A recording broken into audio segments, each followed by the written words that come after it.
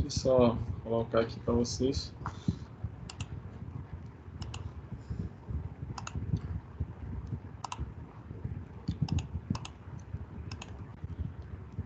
E aí, o me diga aí se aparece para você o slide. Tá aparecendo. Oi? Acaba aparecendo. Agora Ficou de longe o microfone. O som tá de longe. tá aparecendo. Quer dizer, Ah, estava aparecendo. Agora não tá aparecendo mais, não. acho que vai Agora tá. voltar. Tá? Beleza. Irlane, tá conseguindo ver?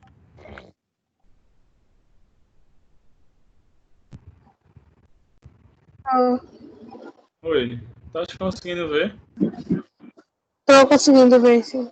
Ah, beleza. A Priscila, mas não tá oscilando dela.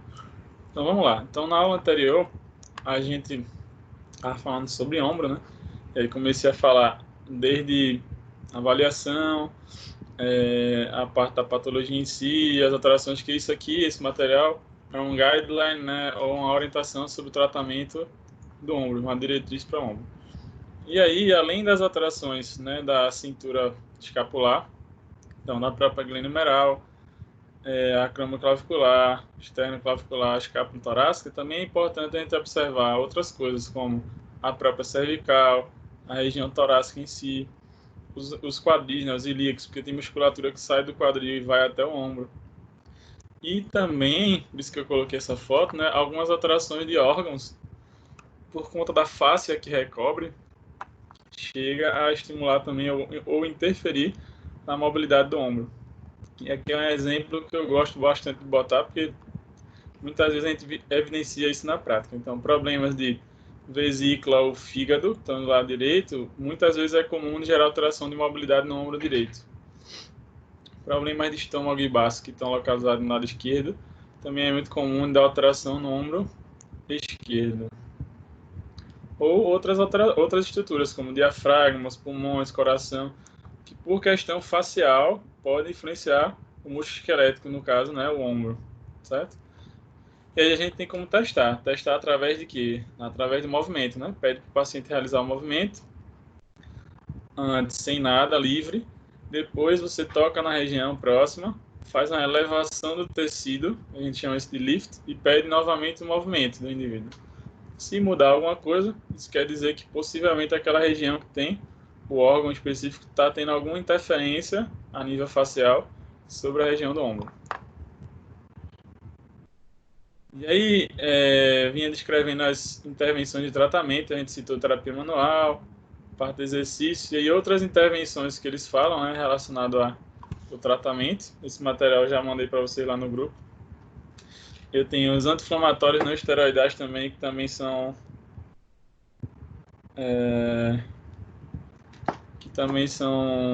possibilidades, né, no tratamento. E eles falam aqui, ó, que os anti-inflamatórios não esteroidais orais parecem, né, ser mais eficazes do que o placebo na redução da dor nas primeiras semanas. Então, assim, segundo, né, a diretriz, vale a pena você utilizar anti-inflamatórios só nas primeiras 2 semanas. Se essa dor persiste e perdura por mais tempo depois, outras condutas são mais efetivas.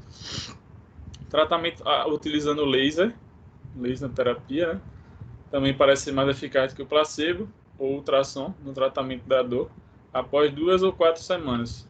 Então, eles indicam mais o laser do que o ultrassom. O tratamento do ultrassom não foi mais eficaz do que o placebo, ou nenhum tratamento, ou fisioterapia ou terapia por exercício. Então, assim, na evidência científica, né, nesse tipo de material, eles viram que o ultrassom não foi tão legal assim. A estimulação elétrica, também, né, que é o TENS, não se mostrou ser mais eficaz do que o placebo. E o tratamento com acupuntura também não foi mais eficaz do que o placebo ou terapia por exercício. Então, são condutas que você, se quiser usar, é muito mais um complemento, mas não vai ter uma diferença muito grande no tratamento. Mas o paciente é danado para tomar essas coisas, né? Quando está precisando. Então, toma medicamento para cima, concorda? Nossos pacientes adoram isso aqui, né? Tem gente que toma bastante. Acho que Priscila conseguiu entrar. Bom dia, Priscila. Bom dia, Já quando eu professor. terminar essa parte, vou já entrar no nosso remédio da fisioterapia, que é falar um pouco de cinesioterapia no contexto da traumato também. E aí eu tenho a parte da eletro, né, como a gente citou. Eletro, geralmente, as evidências científicas, você vai para os artigos, eles apontam melhores resultados a curto prazo, né, em casos agudos, geralmente. Caso mais crônico, talvez não vai ter uma grande efetividade aí no tratamento.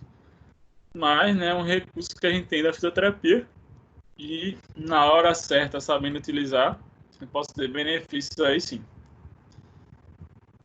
Falou-se também, né, no material no guideline sobre a parte de acupuntura. Como a acupuntura geralmente está muito focada em sintoma, e não necessariamente trata a causa do problema, né? Não necessariamente, é mais a questão energética, né, e sintomática. E aí talvez por isso que deu resultado não tão legal nesse tipo de coisa.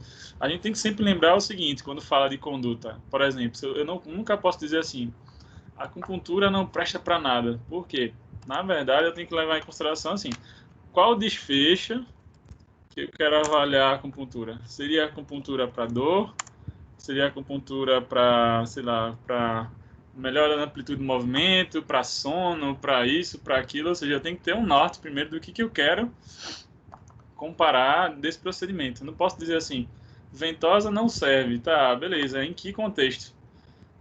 Kinésio ou qualquer outro procedimento. Então eu tenho que ter muito cuidado com isso também, tá? Porque, por exemplo, da própria acupuntura já começa a surgir alguns trabalhos, algumas coisas mostrando bom resultado em algumas coisas.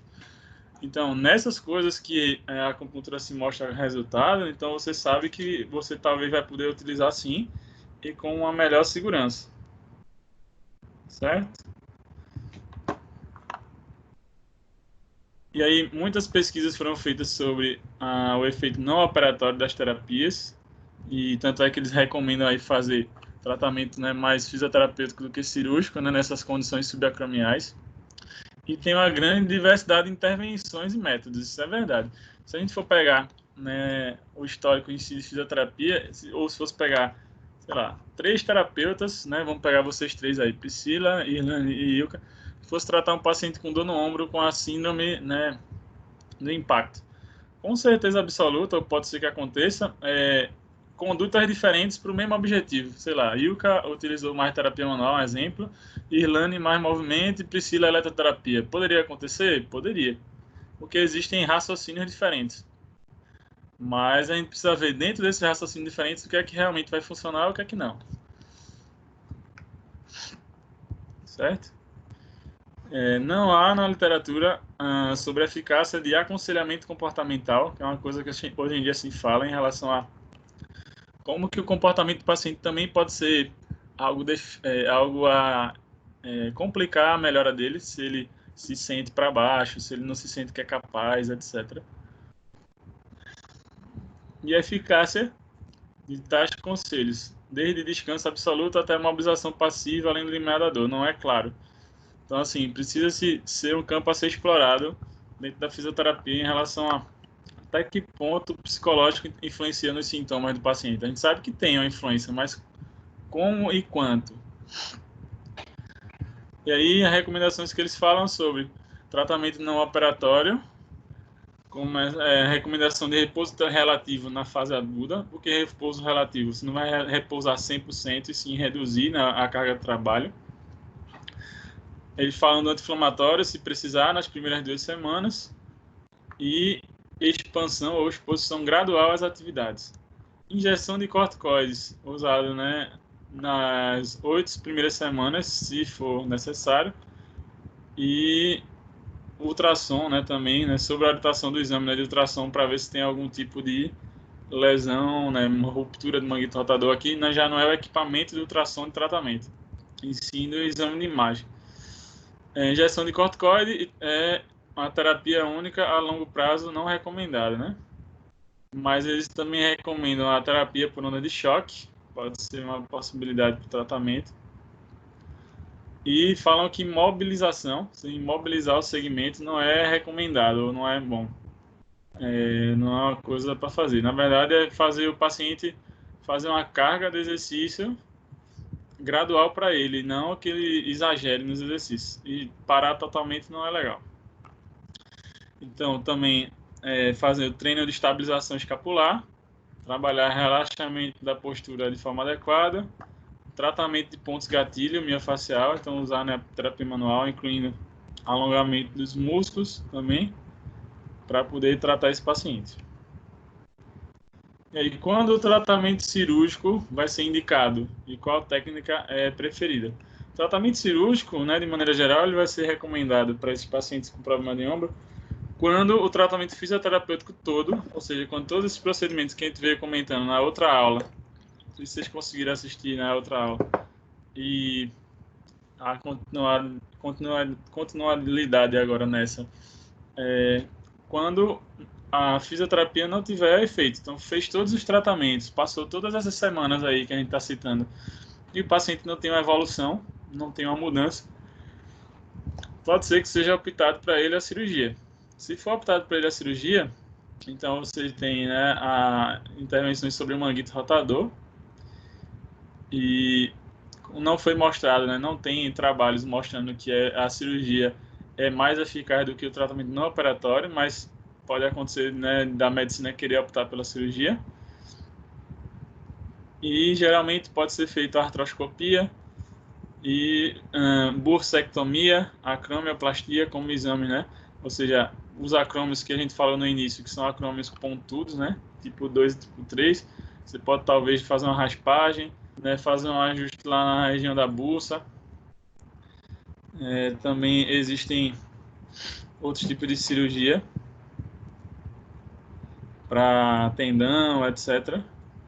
Como, por exemplo, é chamado de tenotomia ou tenodese, a cirurgia do tendão do bíceps também. E aí a gente tem que ter cuidado até que ponto é legal fazer a cirurgia ou não. De toda forma, para fisioterapia. Fazer cirurgia ou não fazer, o tratamento fisioterapeuta vai ser indicado. Porque, por exemplo, se o indivíduo faz a cirurgia, o pós-operatório tem que ser feito pela fisioterapia. Então, de toda forma, o trabalho da fisioterapia vai ser bem efetivo aí. Certo? Mas o que é que eles consideram nesse material, né, na diretriz? Que os estudos mostram que o tratamento cirúrgico não é mais eficaz que o tratamento não operatório. Ou seja, de preferência, o paciente teria que optar, ou seria legal que ele optasse primeiro pela fisioterapia do que para pensar em cirurgia. Isso é o resumo que eles mostram aí. E aí outra pergunta, né, outra reflexão do guideline, né, da diretriz. Que conselho pode ser dado aos pacientes com a síndrome, né, acromial? E se teve alguma argumentação em relação ao ponto de vista do paciente? Porque hoje em dia se sabe, né, que você tem 3 pontos aí na prática baseada em evidência. Você tem a expertise do profissional, você tem as melhores evidências científicas e você tem também o lado do paciente, né, a vontade dele, o desejo dele. Aí, em relação a isso, né, para o tratamento do ombro, há pouca pesquisa do ponto de vista do paciente. Então, das opiniões dele, do que é que ele acha que é importante ou não, ou do que é que ele deseja, não tem muito estudo. Certo?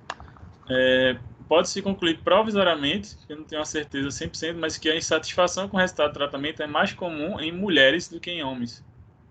Há indicações que, após o curso de tratamento, 2/3 dos pacientes ainda procuram um ou mais tratamentos subsequentes no setor médico ou alternativos. Ou seja, às vezes o paciente também é que é o problema, porque ele nunca se satisfaz com o tratamento, sempre acha que não, tem que mudar, não está errado, isso aqui não é bom, e ele cria isso na cabeça dele. Então tem que ter cuidado com isso também, tem que estar sempre dialogando com o paciente, para ele não querer também. Estava vendo uma live ontem interessante, nos 2 colegas, um de São Paulo, que é o Bruno Montoro, e um colega daqui, Rafael Reis. Eles estavam falando exatamente isso. Existe o terapeuta que não ouve o paciente e quer mandar em tudo e fazer tudo sem ouvir o que o paciente deseja, mas também existe aquele paciente que quer ser o comandante da terapia e quer pedir as coisas para o fisioterapeuta e fazer o que ele quer. A gente tem que ter cuidado com essa linha tênue entre o que é para ser feito e o que o paciente deseja, para justamente não entrar numa questão de tipo não focar no problema de fato do paciente. Vocês estão conseguindo me ouvir, pessoal? Tá tudo bem? Ah, sim. Tá dando Todo pra mundo me ouvir. escuta? Irlane, Ilka e Priscila também? Estou sim, estou escutando. Tô sim. Beleza, é porque a gente fala aqui, parece que você tá falando sozinho, é engraçado. Porque tem que deixar o microfone desligado, né? Não, tranquilo, eu sei disso. É porque tem horas que você tá tão concentrado aqui que eu digo, pronto, tô falando só. E aí, pacientes com dor no ombro, que geralmente fazem, né, esse trabalho ou esse tipo de coisa, né, tem que ter esses cuidados aí. Mas não tem nenhum trabalho olhando pela visão do paciente, certo? Resumo geral do negócio aqui do guideline, né, que eles falam. Primeiro, diagnóstico de síndrome, né, do impacto do ombro só pode ser feito após uma combinação de testes. Ou seja, um teste sozinho não me responde muita coisa. Embora eles recomendam, dentro dessa sequência de testes, fazer o teste de Hawkes-Kennedy, que é um teste específico, né, para ver, e ver o arco doloroso, ou seja, ver a amplitude de movimento de abertura do braço. É recomendado. Também o teste de força para a musculatura do infraespinhal. Segundo a conclusão dessa diretriz, é preferível tratar a síndrome de impacto de maneira não operacional, ou seja, com fisioterapia primeiro. Outra recomendação, tratar a dor aguda com conselhos, explicações, que é a parte, né, de conversa com o paciente, e, se for necessário, o uso de anti-inflamatórios não esteroidais, né, analgésicos e tal, por no máximo 2 semanas. Mais do que isso, já não vai ter uma efetividade para o paciente. E a gente sabe que às vezes o paciente acaba tomando remédio a vida inteira, e aí tem que ter cuidado com isso também. Se os sintomas persistem por mais de 6 semanas, aí você pode, né, seguir as etapas de, por exemplo, melhorar a questão do trabalho, né, a ergonomia, a postura dele, tentar intervir nessa questão. Prescrever terapia de exercício para ele fazer em casa é importante, então a cinesioterapia mais uma vez sendo recomendada, de baixa intensidade e alta frequência, combinando treino excêntrico com estabilização, tratar, né, a escápula e relaxamento postural, e tratamento de pontos gatilho miofasciais, se for necessário também mexer, incluindo, né, alongamento de músculos, apoiando a terapia por exercício. Então, hoje em dia, sai muito estudo científico, se for pesquisar, somando as duas coisas. Hoje em dia não se faz, ou na maioria dos trabalhos, pelo menos que eu venho vendo, só terapia manual ou só exercício. Geralmente eles fazem uma combinação, bota a cinesioterapia combinado com a terapia manual. E se tiver um sintoma persistente, recorrente, eles também consideram como tratamento eficaz uma injeção de corticoide no local. Se os sintomas persistirem por mais de 6 semanas, aí eles falam em fazer um exame de ultrassom para descartar, né, ruptura do manguito rotador, se é que tem ruptura, pode ser que tenha uma ruptura, né, ou algo. Aí fala tanto de utilizar ou o exame de ultrassom ou a ressonância magnética, né, para poder ver. Para tendinite calcária no ombro, né, acúmulo de cálcio, né, no tendão. O uso da terapia por onda de choque pode ser utilizado. E a indicação da cirurgia, né, que vai ser stop 11 e 12, só em último caso nada dê certo, certo? E isso aqui foi o material, né, o guideline de ombro. A pesquisar, foi baseado lá na Holanda, né, na Sociedade Ortopédica da Holanda, mas que não está muito distante da nossa realidade. Hoje em dia, né, eu estava vendo umas aulas de parte científica e tudo, até conversando com a professora Eduarda Moretti também, ela estava comentando que o pessoal hoje em dia está buscando desenvolver, vai começar a surgir daqui a um tempo, as próprias diretrizes ou guidelines dos tratamentos brasileiros, não só tipo de fora, porque às vezes o que é que acontece? Os fisioterapeutas brasileiros se baseiam nesses materiais e adaptam para a população brasileira. Só que não existe ainda, pelo menos que eu saiba, materiais desses, assim, 100% brasileiro. E aí, tendo futuramente pessoas que desenvolvam isso, já tem as associações da profissão a respeito disso, né, querendo fazer esse tipo de trabalho, isso é legal para todo mundo, né? Porque futuramente vai ser um material confiável, inclusive para vocês estarem utilizando na prática clínica, né? Tipo assim, você poder ver, hoje eu vou tratar um paciente, ou essa semana, né, sei lá, vou tratar um paciente de ombro. Então deixa eu ver o que é que está sendo recomendado mais atual. Porque assim, tudo que a gente estuda nos livros, né, que vocês viram nos livros de traumato, tem o livro lá do Dutton de traumato, tem o livro de tratamento, né, de cinesioterapia, terapia manual, tudo. São boas informações? Sem dúvida são. Só que a gente precisa ver também o seguinte, o livro, quando ele sai, por exemplo, se você, né, juntou as 3 meninas aí, escreveram um livro, Ilka, Islane e Priscila, a escrever o livro hoje, dependendo dessa publicação, não vai ser feita hoje, vai ser feito algum tempo depois. Sei lá, pode ser 1, 2 anos depois, 3 anos depois, a publicação que escreveram naquele ano. O que quer dizer que quando chegar nesses 2, 3 anos depois, como a ciência é algo volátil, algo que muda constantemente, pode ser que provavelmente aquilo que vocês escreveram até esteja já em atraso. Vocês conseguem entender isso? Sim ou não? Pela demora, inclusive, de ser publicada a informação. Então, assim, o que quer dizer que quando a gente fala, e não é que você vai depender de olhar só o artigo, também tem a sua experiência profissional, obviamente. Mas a informação que está sendo extraída dali, se você souber extrair de qualidade, né, também tem essa questão, você tem que saber interpretar a informação, você vai ter uma informação mais nova, porque, por exemplo, sobre ombro já deve ter trabalho esse ano já, né, 2020 ou 2020. O que é que está sendo feito nessa época de hoje sobre os tratamentos de ombro, por exemplo, já que a gente está citando aqui o ombro? Ou se fosse joelho, ou se fosse outro segmento. O que é que está sendo feito de trabalho? Seria muito legal você que deseja, não sei se é a realidade de vocês, né? Pode ser que nem queira olhar traumato, mas que queira trabalhar com traumato, tem uma visão nesse sentido. Tá, o que é que hoje em dia se fazem nos principais tratamentos das patologias? Então, eu preciso somar isso com minha experiência profissional, ver o que é que eu tenho de curso, de expertise, etc., para levar a melhor informação. Quando digo levar a melhor informação, é usar as melhores técnicas com o paciente. E também respeitar o que ele deseja. Se ele te pedir algum procedimento, você tentar colocar também no contexto do atendimento. Dando sequência a isso, né, a essa parte, aí eu tenho material pronto aqui, né, para mostrar para vocês. Aparece para vocês esse slide aqui. Tá aparecendo? Tá aparecendo, sim. Beleza. Sobre cinesioterapia.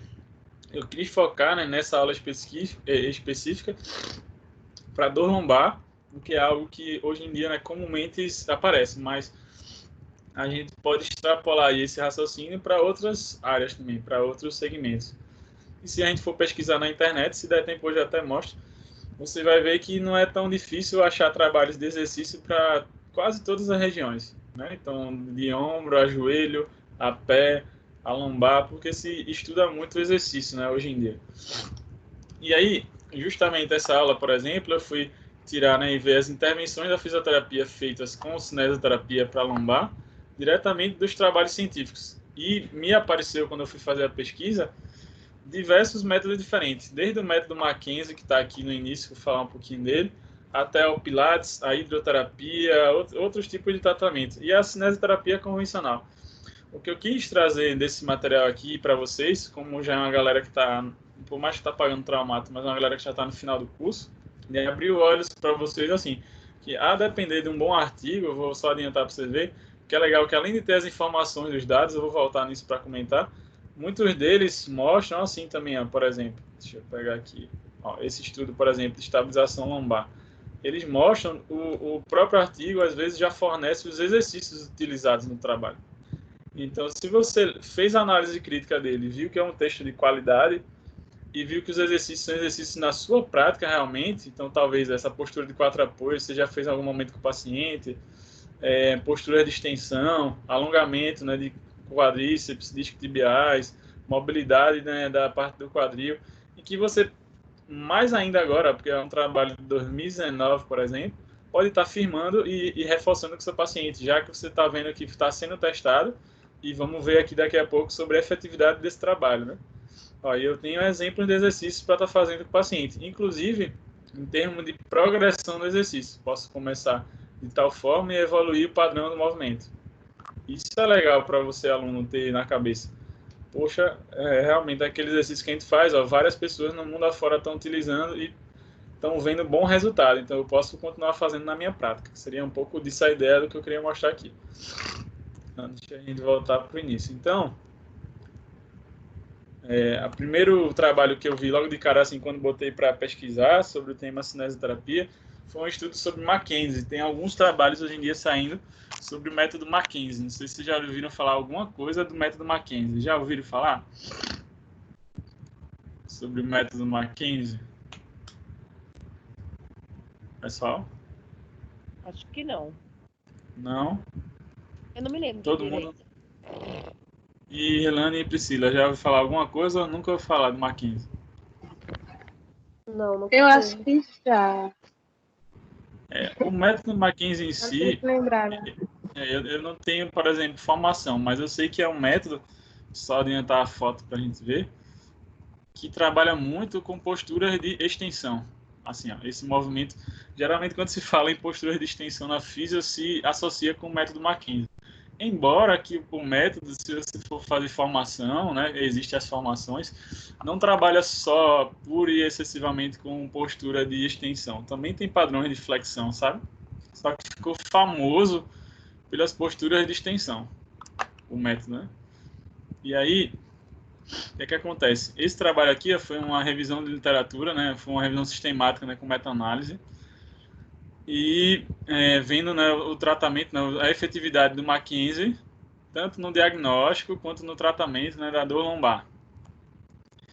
Então foi uma revisão, né, com meta-análise, em que eles viram, né, o diagnóstico, né, da lombalgia, então baseado no sistema de classificação, e classificou esses pacientes em subgrupos. Não sei se eu falei aqui para essa turma sobre subgrupos lombares, que acho que não.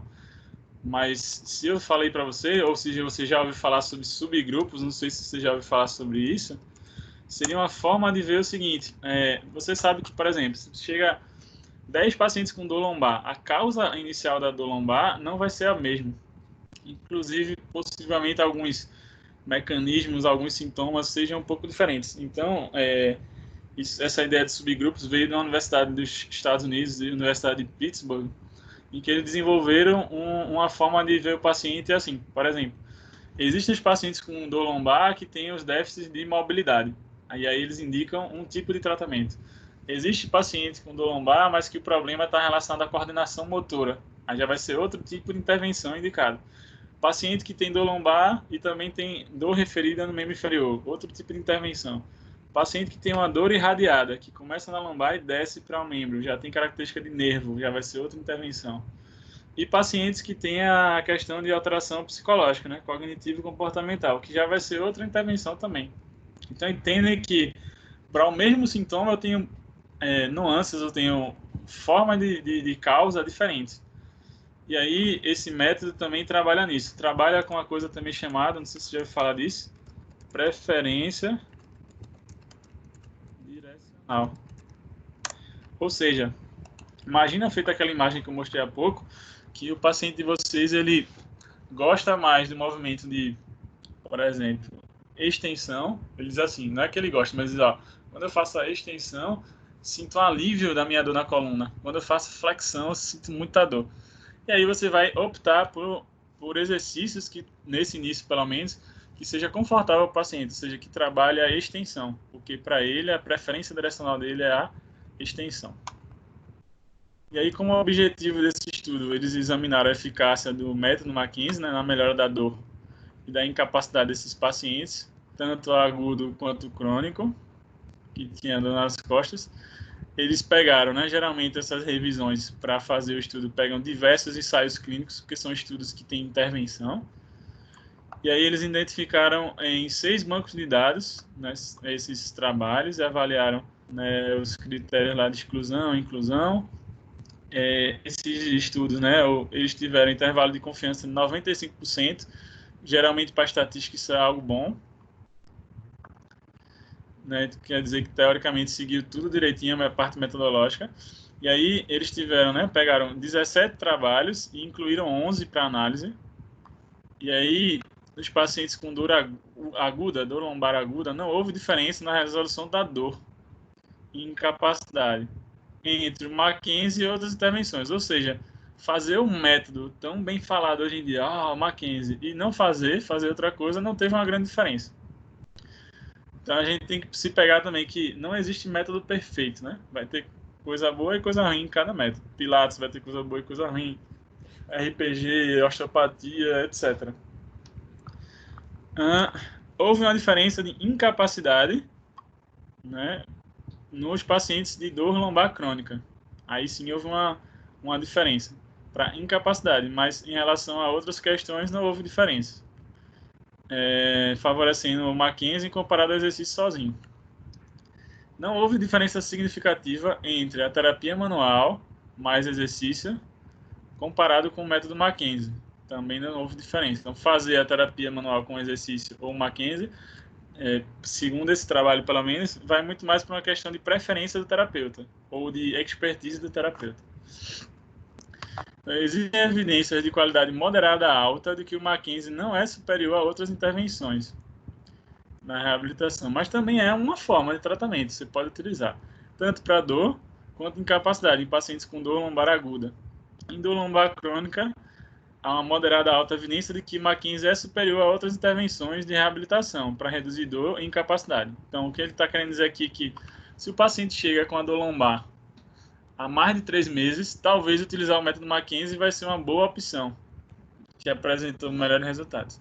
Se o paciente chega com a dor lombar recente, aguda de dias, talvez outros procedimentos, terapia manual, eletroterapia, a parte de exercício mais comum vai ser mais efetivo.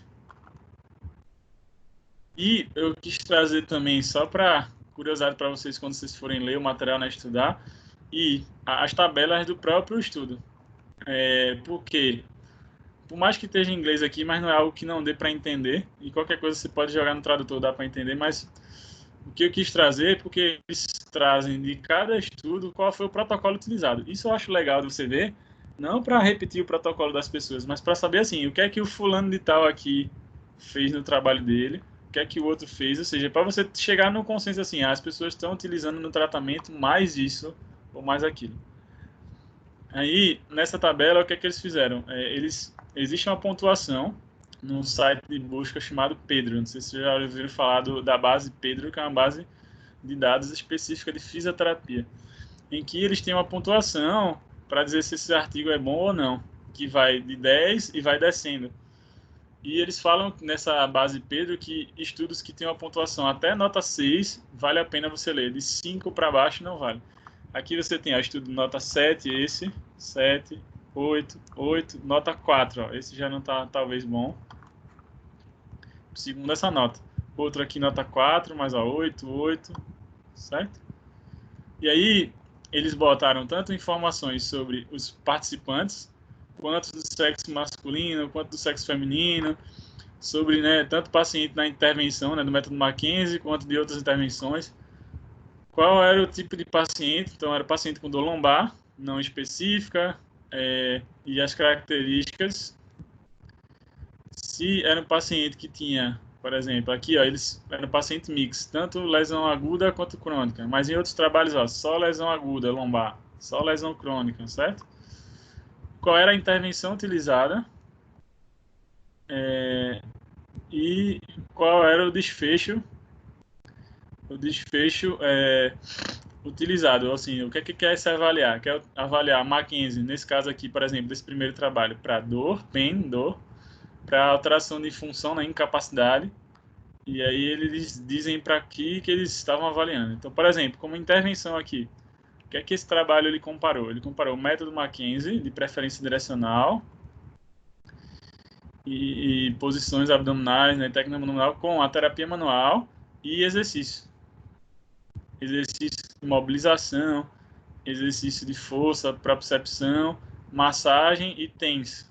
Então, essa conduta aqui, comparado com o Mackenzie, eles quiseram ver para ver se melhorava, quem que melhorava mais, a dor ou a incapacidade. A incapacidade geralmente é medida pelos questionários que tem de incapacidade, e geralmente se fala do Overstreet. Overstreet é um questionário para ver incapacidade. E você tem, acho que vocês devem ter passado por traumato, deve ter ouvido falar num aplicativo de celular que tem, né, chamado Physiotherapy Questionários. Vocês ouviram falar nesse aplicativo? Que é um aplicativo que tem os questionários. Na época que vocês passaram, chegou a ver, eu digo PTS. Sim. E algumas vezes é falado para vocês, né? Tem um aplicativozinho que você vai... não sei se vai dar para ver aqui. Deixa eu aparecer aqui. E aí você clica nele, ele tem as regiões para você preencher. Então, por exemplo, se a gente está falando hoje de lombar, Aí você vai procurar aqui em lombar, se eu clicar na região lombar, aí vem os questionários específicos para lombar. Aí tem Overstreet, Roland Morris e Starbeck, ou seja, são os questionários de incapacidade utilizados nas pesquisas, inclusive.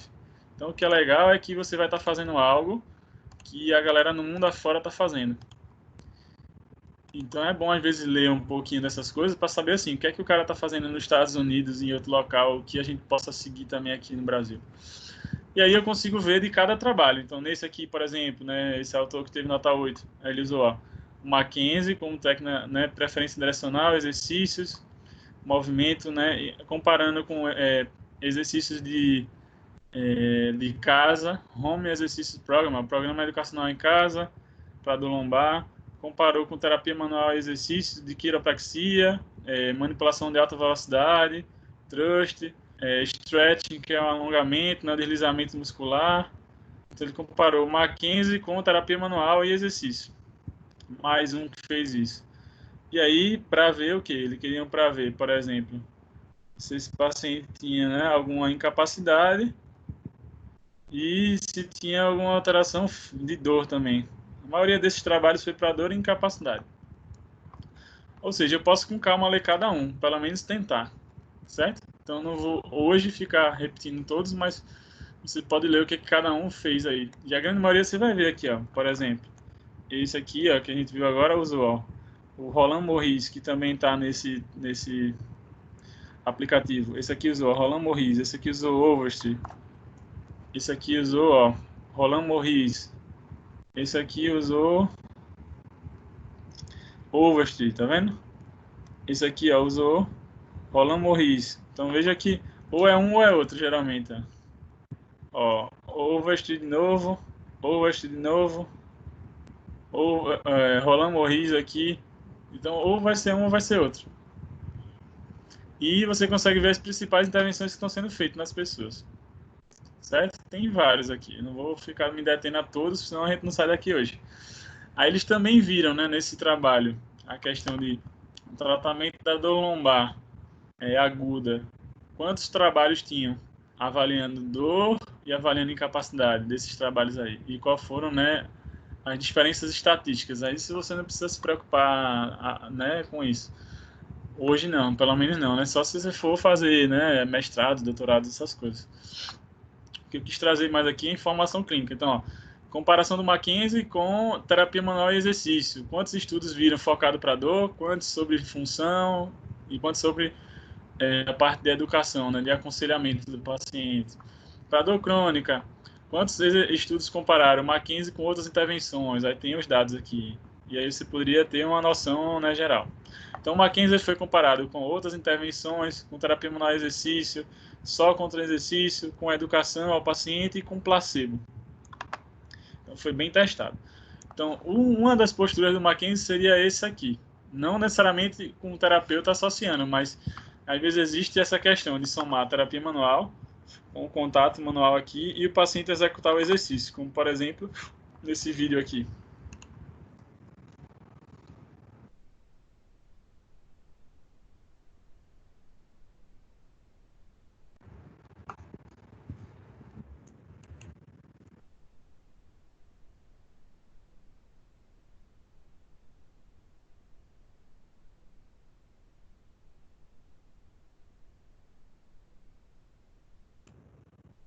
Certo?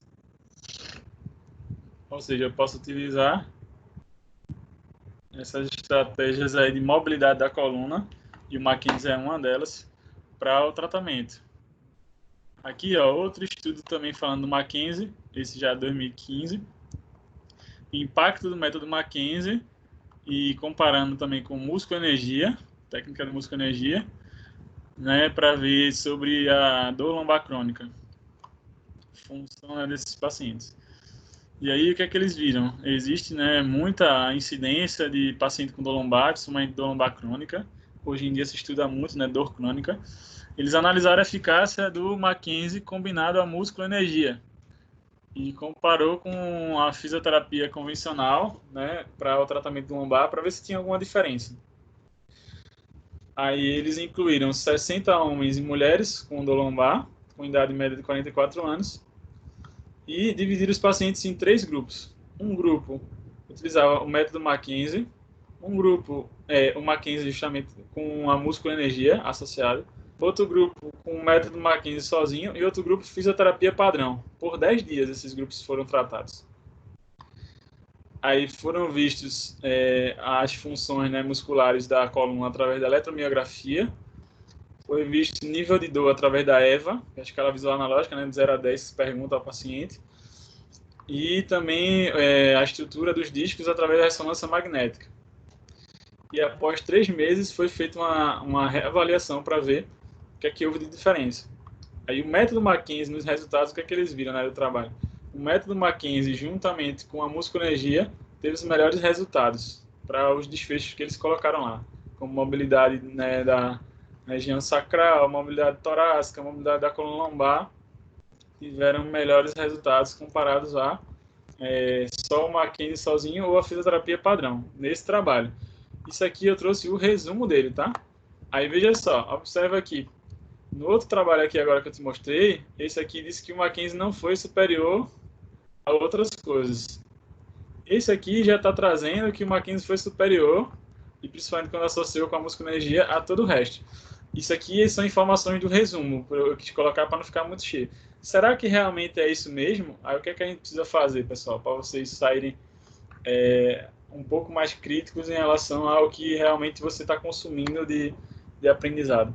Eu preciso ler o trabalho completo para saber, assim, de fato, se esse resultado foi realmente essa diferença toda ou não. Pode ser que não, porque às vezes os escritores dos artigos, eles querem meio que mascarar ou mostrar que aquele resultado foi bom. A começar pelo seguinte, uma coisa que a gente tem que observar nos estudos.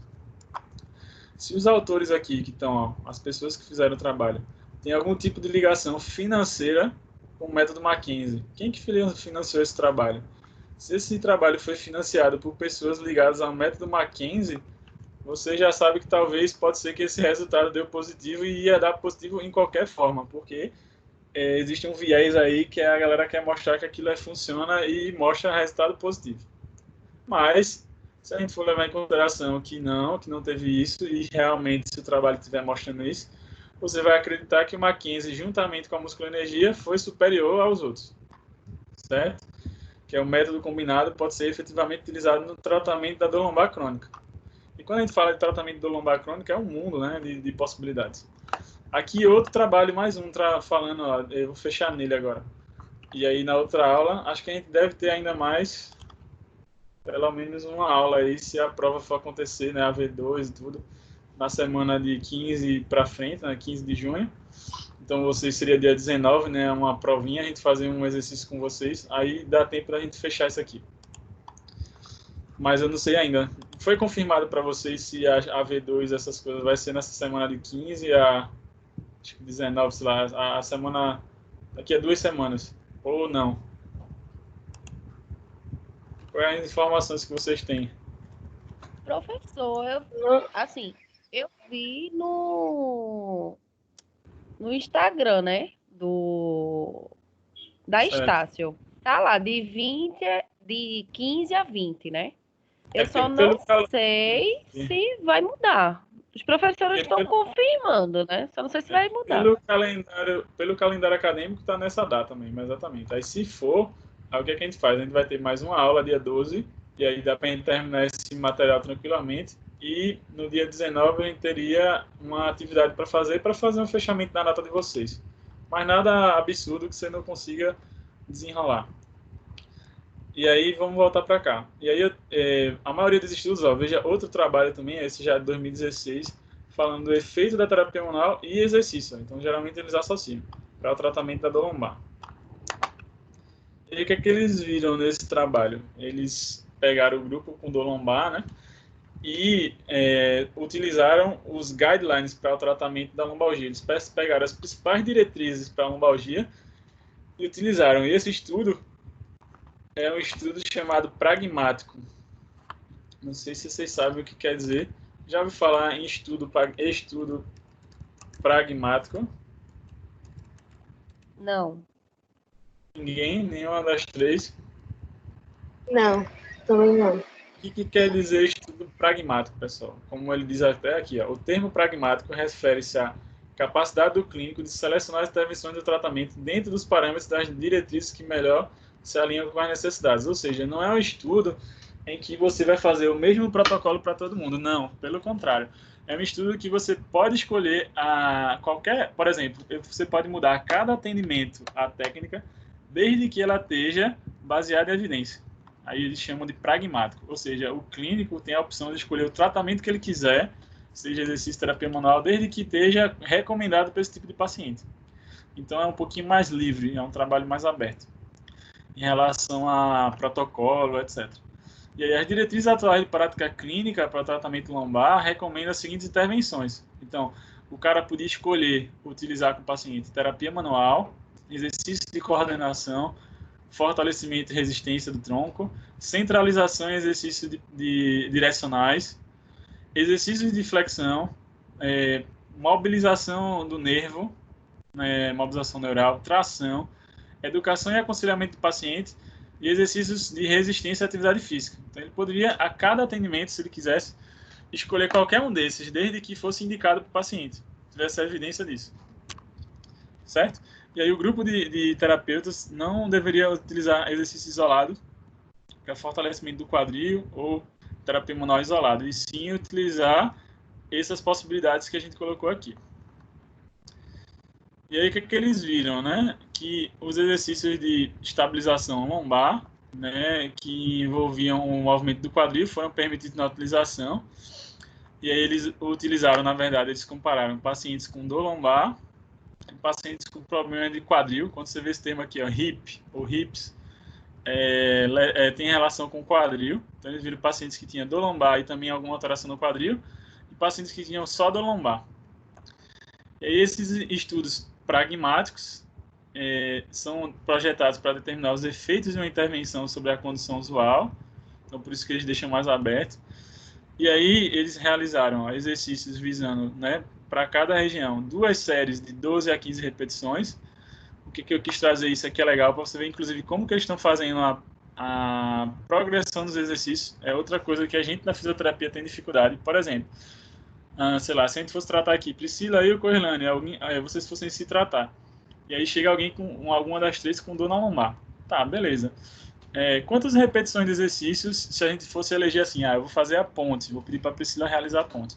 Tá, quantas repetições? Porque no normal, no dia a dia, o que é que você acaba vendo as pessoas fazerem, né? Ou pedirem para a pessoa executar. Me corrija se não foi isso que você vê na prática.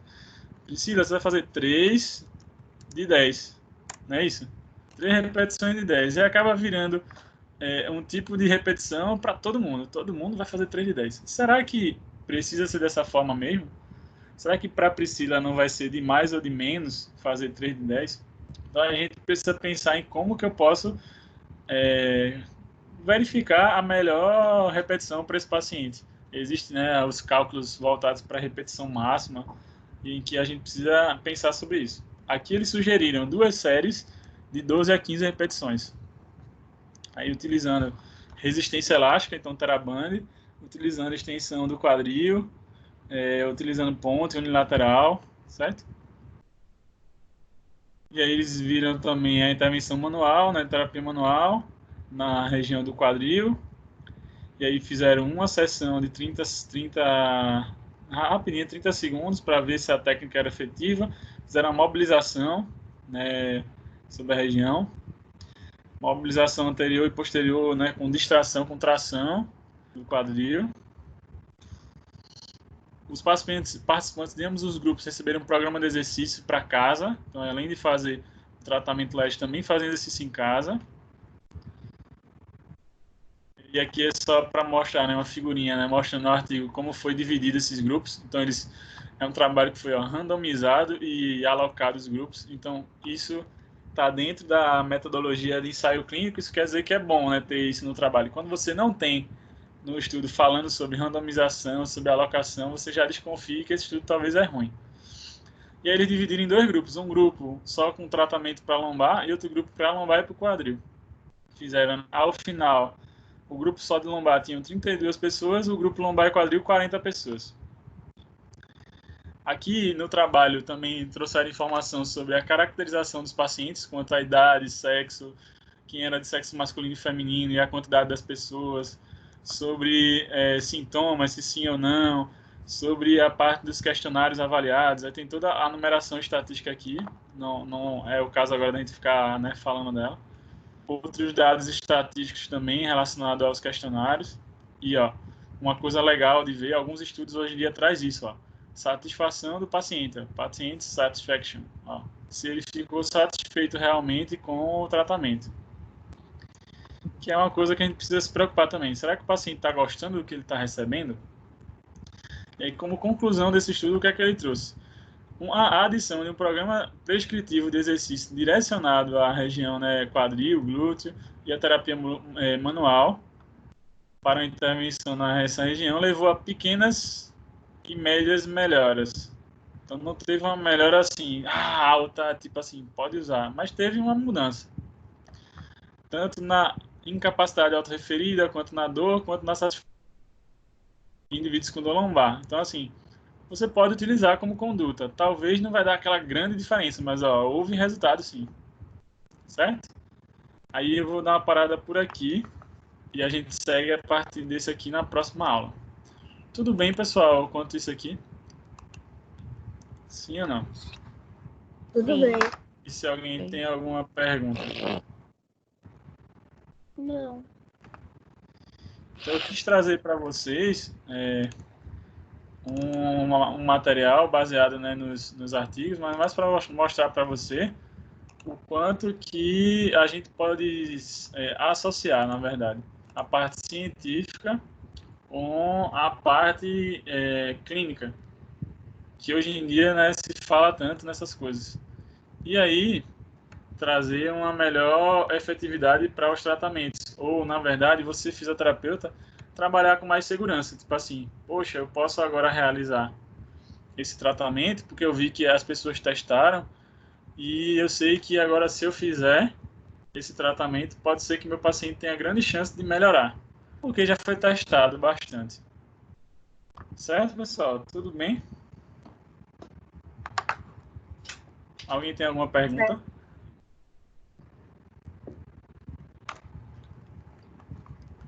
Alguma das três tem alguma pergunta?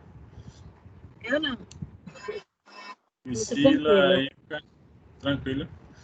Então, por exemplo, né? Teoricamente a gente vai ter, então, se for seguir realmente isso, mais uma aula na próxima, e aí a gente fecha esse raciocínio de cinesioterapia.